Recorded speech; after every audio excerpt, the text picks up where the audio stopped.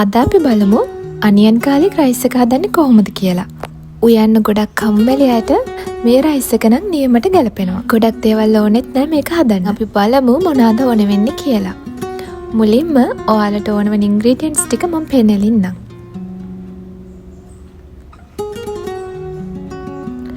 මම මේකට අරන් තියෙන්නේ සුදු කැකුළු බත්. ඔයාලට අවශ්‍ය ප්‍රමාණයට ගන්න. ඊට පස්සේ චූටියට කපාගත්ත සුදු ලුණු, ලොකු බීලුණු ගෙඩියක්. ඊළඟට අපිට ඕන වෙන්නේ කරපිංචා. ඊළඟට බටර්.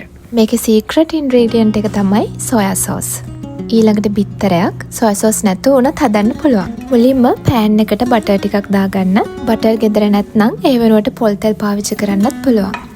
ඊට පස්සේ බටර් ටික මේ විදියට හොඳට මෙල්ට් වෙන්න ඇරලා අපි මේකට එකතු කරගන්නවා සුදු ලුණු ටික. සුදු ලුණු ටික ටිකක් බැදීගෙන එනකොට අපි ඒකට දානවා කරපිංච ටික. ඊට පස්සේ මේ දෙකම හොඳට කවලම් කරගන්න ඕනේ.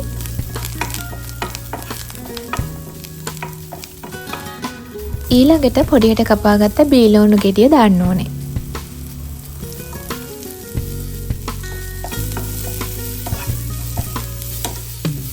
මේ දේවල් ඔක්කොම ටිකක් රන්වන් පාට වෙනකන් බැදගත්තට පස්සේ අපි එකතු කරගන්නවා එකට බිත්තරයක්. බිත්තරෙත් මේ විදිහට කවලම් කරන අතරේ අපි මේකට දැන් එකතු කරගන්නවා ගම්මිරිස් චුට්ටක්. ඊළඟට ලුණු, ඔයගේ රස අනුව එකතු කරගන්න. ඊළඟට හොඳට මේ ටික පොඩි පොඩි කෑලි වලට කැඩෙන විදිහට කවලම් කරගන්නවා. ඊට පස්සේ බත් ටික එකතු කරගන්නවා. බත් ටික ටිකක් නිවෙන්න ඇරලා එකතු කරගත්තම තමයි රස වැඩි. මේවත් හොඳට කවලම් කරගන්න.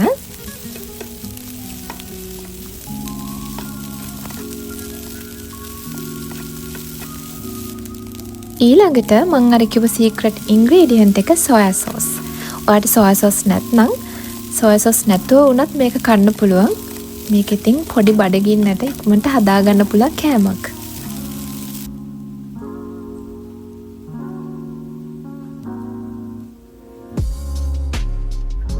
මේ අනියන් garlic rice එක අපේ ගෙදර නම් මං තනියෙන් ඉන්න වෙලාවට නිතරම හදන කෑමක්. ඉක්මනට හදන්නත් ලේසි. අපි ගොඩක් එළවලු එක්ක බත් හදන්න කම්මැලිනේ සමහර වෙලාවට.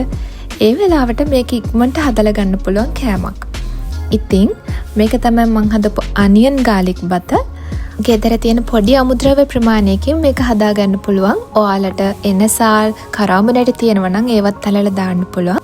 ඉතින් මගේ channel එකට අලුත් කෙනෙක් නම් මාව subscribe කරන්න. එහෙනම් ඉතින් ඊළඟ රෙසිපි එකත් තරම් මං ඉක්මනට එන්නම්.